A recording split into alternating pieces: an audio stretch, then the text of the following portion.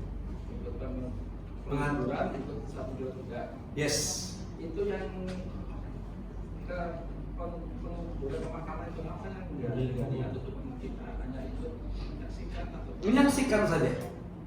Kalau menggali ada tugas yang lain. Jadi orang yang memberikan kuburan, termasuk dia yang menggalikan, kalau dia ikhlas karena Allah Jalla wa Ala, maka ada jaminan yang lain. Seperti itu. Jadi kita menyaksikan jenazah, kemudian ikut serta mengantarkan jenazah ke pemakaman, maka kata Nabi apa? Falahu qiratan. Maka dia mendapatkan berapa? 2 qirat. Artinya 1 qiratnya itu waktu kita menyaksikan jenazah, kemudian kita tambah lagi 1 qirat, yaitu dengan mengantarkan jenazah ke pemakaman atau menyaksikan pemakaman tadi itu. Wallahu a'lam. Hadis Abu Hurairah radhiyallahu anhu, hadis yang dikeluarkan oleh Imam Muslim. orang yang memandikan satu kira betul kan? Kalau yang memandikan, ya kalau dia tersebut memandikan jenazah dan dia menutup rahasia yang ada di tubuh mayit tersebut, ghafarallahu lahu arba'ina marratan, maka Allah Jalla wa Ala mengampuni dosa-dosanya selama 40 kali. Nah, barang siapa yang memberikan kain kafan, Allah Jalla wa Ala akan memberikan pakaian sutra yang datang dari surga.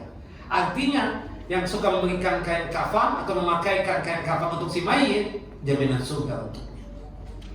Nah, ada yang lain Pak? Taib. Nah, bapak-bapak, ibu-ibu silakan.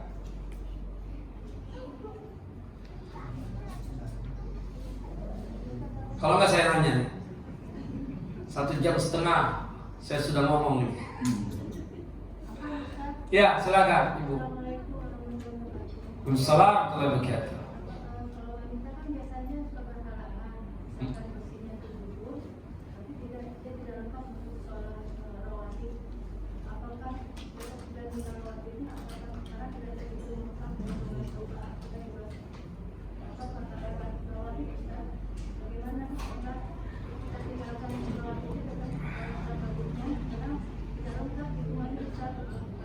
Iya. Seorang wanita yang terbiasa melakukan qobliyah dan ba'diyah, termasuk rawatib, rutin dia kerjakan itu.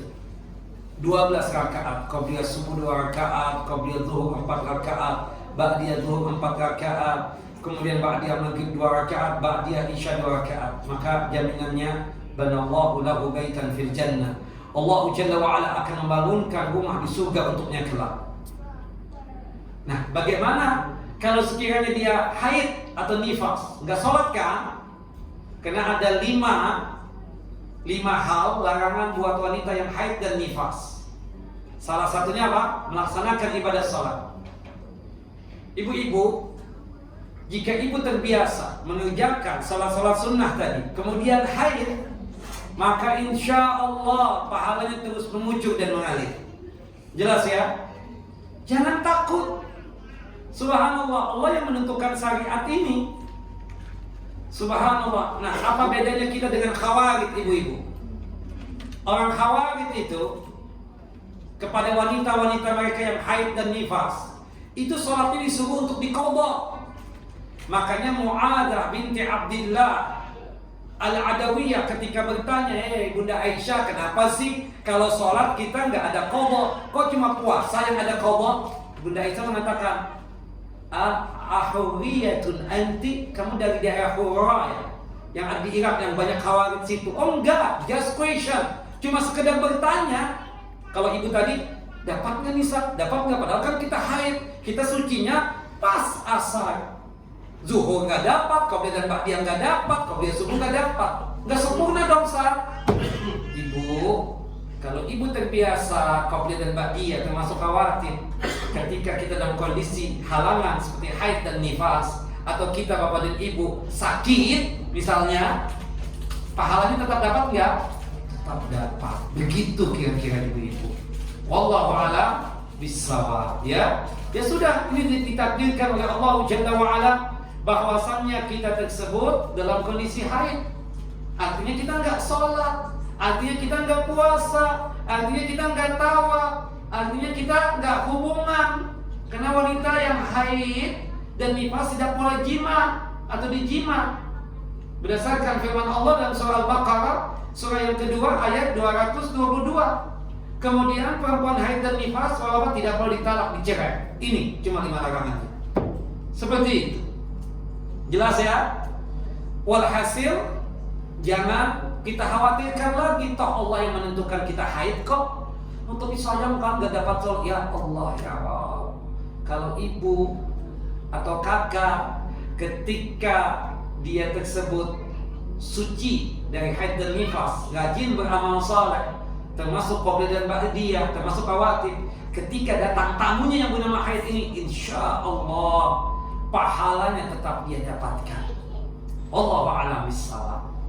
Baik, jelas ya? Ada yang lain? Monggo, silakan.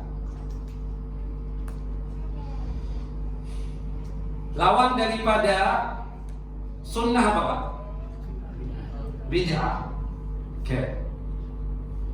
Nah, apa definisi bid'ah itu? Bid'ah itu kita katakan ya berkaitan dengan masalah din dan agama. Ya, mengada-adakan sesuatu yang tidak ada ajarannya dari Rasulullah SAW. Jelas ya? Subhanallah, seperti bid'ah dalam masalah keyakinan dan ucapan, seperti ya keyakinan orang-orang yang punya aliran sesat seperti Jahmiyah, Mu'tazilah, Rafidah, Syiah. Nah itu kita katakan apa? Bid'ah. Keyakinan-keyakinan ya Jahmiyah, Syiah, Rafidah, Mu'tazilah, itu keyakinan apa? Yang sesat. Atau bid'ah dalam masalah apa? Ibadah. Ya, ada masalah keyakinan, ada juga bid'ah dalam masalah apa? Ibadah. Seperti misalnya ya, salat subuh 10 rakaat, bid'ah enggak Pak? Bid'ah. Zuhur 5 rakaat, bid'ah tidak Ibu? Bid'ah. Nah, seperti itu. Nah, atau dia tersebut membuat tata cara yang berbeda dalam masalah apa? Ibadah. Berzikir setelah salat wajib itu kan masing-masing, bukan begitu? Tahu-tahu dia bersama-sama, ramai-ramai, teriak-teriak, pakai rebanaan lagi, boleh nggak? Pakai nari-nari lagi. Beda enggak? Itu beda. Seperti itu ya. Nah, atau misalnya itu ibadah puasa ada syariatnya, tapi mengkhususkan puasa di hari-hari tertentu. Misalnya nisfu Sya'ban, atau puasa khusus ya di bulan apa yang tidak ada ajarannya sama sekali ya. Kalau kita ingin puasa ya puasanya sesuai dengan tuntunan Nabi. Puasa bulanan 3 hari setiap bulan, Ayyamul Bid 13, 14, 15. Atau puasa Senin Kemis yang sifatnya pekanan. Atau puasa yang ingin tiap hari, puasa Nabi Daud, sehari puasa, sehari tidak berpuasa. Tidak boleh kita memutuskan qiyamul lail, tahajud itu kan disyariatkan. Tapi kita tahajudnya cuma malam Jumat, atau tahajudnya mengkhususkan di bulan suci saja, nggak boleh seperti itu. Nah, tidak boleh ya mengkhususkan yang demikian. Atau sesuatu yang tidak ada dasarnya sama sekali ya, tidak ada dasarnya sama sekali. Ajaran-ajaran yang diada-adakan, ya, seperti yang terjadi di bulan ini kan, seperti itu. Terus ibu, nggak perlu saya mention ya, nggak perlu saya sebut, bahwa paham apa yang terjadi di bulan ini. Wallahu a'lam bishawab. Nah itu bid'ah. Lawan daripada apa? Sunnah. Jadi kalau misalnya kalau sunnah itu ikut sunnah artinya apa? Ittiba. Tapi kalau ikut bid'ah itu artinya apa? Taklid, ikut-ikutan doang. Taklid. Ya kan? Hati-hati. Subhanallah. Makanya kita nggak bisa mengistilahkan ikut kepada Rasulullah taklid. Karena kalau ittiba itu ikut Rasulullah, ikut ajaran Nabi di atas ilmu. Sedangkan taklid itu ikut-ikutan, berarti di atas kejahilan atau kebodohan. Wallahu a'lam bishawab. Jelas Bapak Ibu? Nah, baik, tinggal 5 menit 10 menit lagi. Ada pertanyaan? Ya. Kalau kunut subuh bid'ah kan? Kunut disyariatkan di sholat witir ada dalilnya dari hadis sahabat yang mulia Hasan bin Ali bin Abi Thalib radhiyallahu anhu. Sunnah di sholat witir. Kemudian kunut nawazil atau nazilah. Seperti ada kejadian di Palestina misalnya, saudara kita di sana dibantai oleh Yahudi, maka kita melakukan apa? Kunut nawazil atau nazilah. Dan itu dilakukan di salat 5 waktu, subuh, zuhur, asar, maghrib, isya. Tidak mengkhususkan di subuh. Sedangkan kunut subuh Pak, ada khilaf di kalangan ulama. Ya, jelas ya, ada khilaf. Berarti khilaf itu ada yang menganggap itu sunnah, ada juga yang menganggap itu bukan sunnah. Yang jelas, kalau kita ingin melakukan kunut subuh jangan dikontinukan, jangan terus menerus. Nah, cuma kalau kita Bapak punya keyakinan kunut subuh itu tidak ada memang atau tidak disyariatkan, kalau menurut antum, ketika antum ikut dengan imam yang berkunut, ikut gak mengangkat tangan berkunut juga? Ikut. Kalau antum tidak ikut imam, berarti antum menjadi imam. Bukankah Nabi kita Muhammad SAW mengatakan, innama ju'ilal imamu liyuktama bihi. Dijadikan imam itu untuk apa? Diikuti. Salah satunya ketika imam berkunut ya kita berkunut. Ketika imam tidak berkunut ya kita tidak berkunut. Bukan begitu? Jangan imamnya tidak berkunut, kita kunut sendirian. Saya sangat mengakui kunut subuh itu khilaf, dan khilafnya mu'tabar. Khilaf mu'tabar itu artinya khilaf yang dianggap oleh para ulama. Jadi kita tinggal bawa perahu masing-masing aja. Jangan terlalu dalam tentang masalah ini. Cuma konsekuensinya apa Pak? Kalau imam itu berkunut, ya di salat subuh kita ikut imam.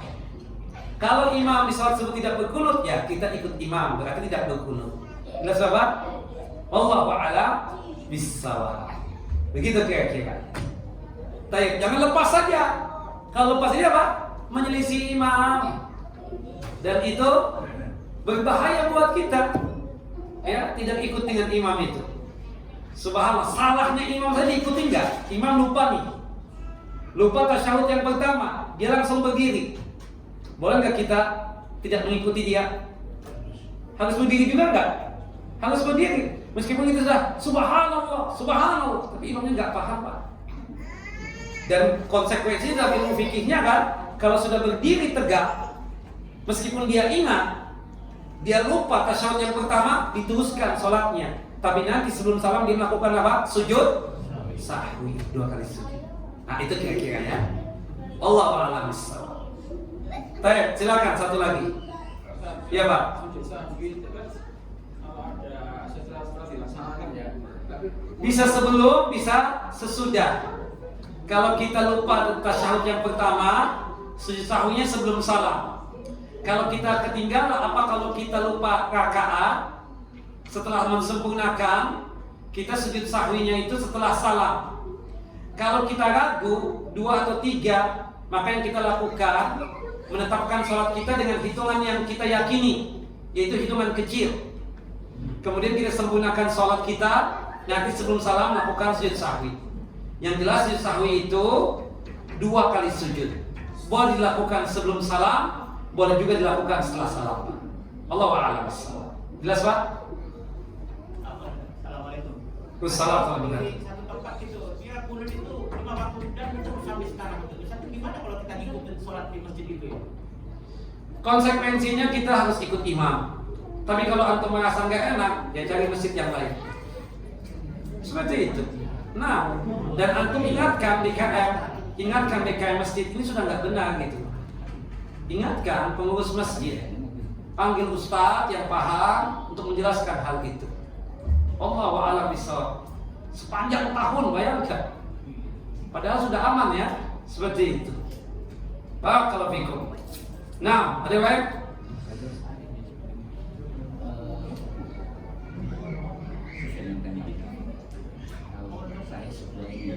Nah, bentar Pak, bentar.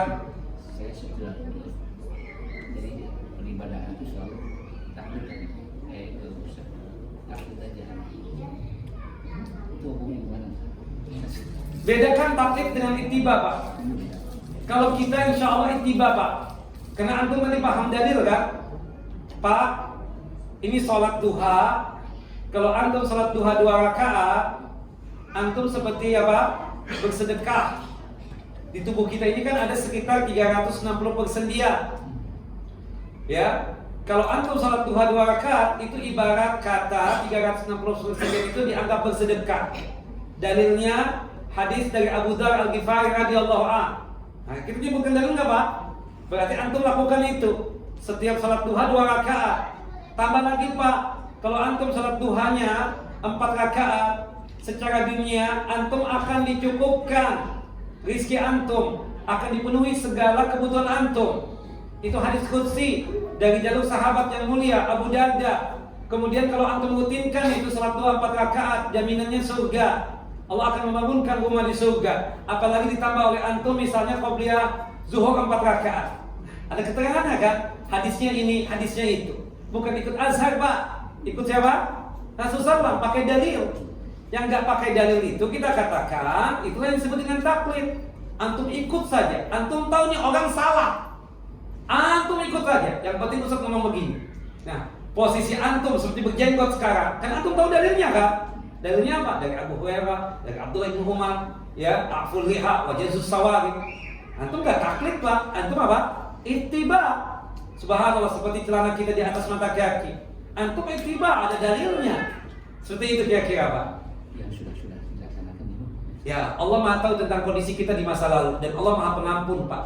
Ketika kita sudah bertaubat, taubatan nasuha dan kembali ke jalan Allah Jalla wa Ala, Allah ampuni itu seluruh dosa-dosa. Wallahu a'lamu bis-shawab. Ibu-ibu ada pertanyaan? Tidak ada. Silakan. Assalamualaikum warahmatullahi wabarakatuh. Waalaikumsalam warahmatullahi wabarakatuh.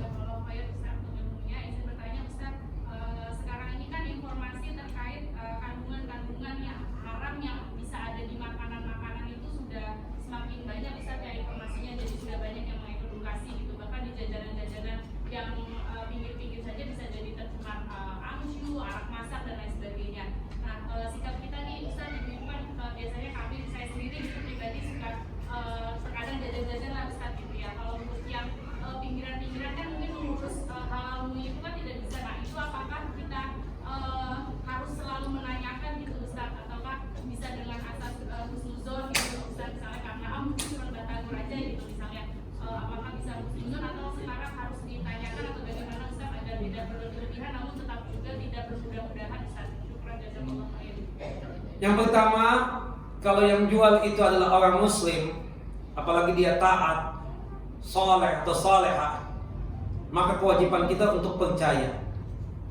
Tidak perlu kakak nanya ketika beli ayam, ini penyembelihannya syar'i atau tidak. Jelas ya? Insya Allah dia punya amanah dalam masalah ini. Jelas? Kemudian ketika masuk ke restoran, dan kita tahu tuh restoran pemiliknya orang muslim dan yang dijual halal, nggak perlu kita menanyakan, kita husnuzon saja. Tapi kalau misalnya kita ya berada di suatu tempat, kemudian dia jualan di jalanan misalnya, dan ada sesuatu yang membuat kita ragu, maka kita tinggalkan. Ini halal atau tidak halal? Jangan-jangan ada sesuatu nih dalam hal ini dan seterusnya. Kembali kepada sabda Nabi SAW, da ma yuhibuka ila ma la yuhibu. Tinggalkan sesuatu yang meragukan tinggalkan sesuatu yang meragukan buat engkau kepada sesuatu yang tidak meragukan. Iya kan? Aduh, kayaknya nggak enak banget nih. Nggak ada itunya. Coba lihat itunya, minyaknya. Aduh, nggak deh. Kan jelas kan? Kita tinggalkan deh. Seperti itu. Mungkin minyaknya halal, tapi ini buat anak-anak kayaknya nggak cocok. Buat kita juga yang sudah tua begini, nggak cocok. Udah kita tinggalkan. Jelas ya? Seperti itu. Nah, jadi jangan terlalu berlebihan juga dalam masalah ini. Jangan juga terlalu kita katakan terlalu meremehkan. Artinya wasat saja kita ini. Artinya di tengah-tengah lah ya. Kalau kita paham yang jual siapa dan seterusnya, bismillah, beli dan makan. Ya. Tapi kalau hati kita ini deg-degan, ya udah tinggalkan. Meragukan berarti kan seperti itu. Allahu a'lam bis-shawab. Barakallahu fikum, jazakumullah khairan. Wa sallallahu nabiyana Muhammad wa ala ali Muhammad. Kama shallaita ala Ibrahim wa ala ali Ibrahim innaka Hamidum Majid. Allahumma barik ala Muhammad wa ala ali Muhammad. Kama barakta ala Ibrahim wa ala ali Ibrahim innaka Hamidum Majid. Kita tutup kajian kita dengan masing-masing kita baca doa kafaratul majlis. Subhanakallahumma wa bihamdika asyhadu an la ilaha illa anta astaghfiruka wa atubu ilaik. Assalamualaikum warahmatullahi wabarakatuh.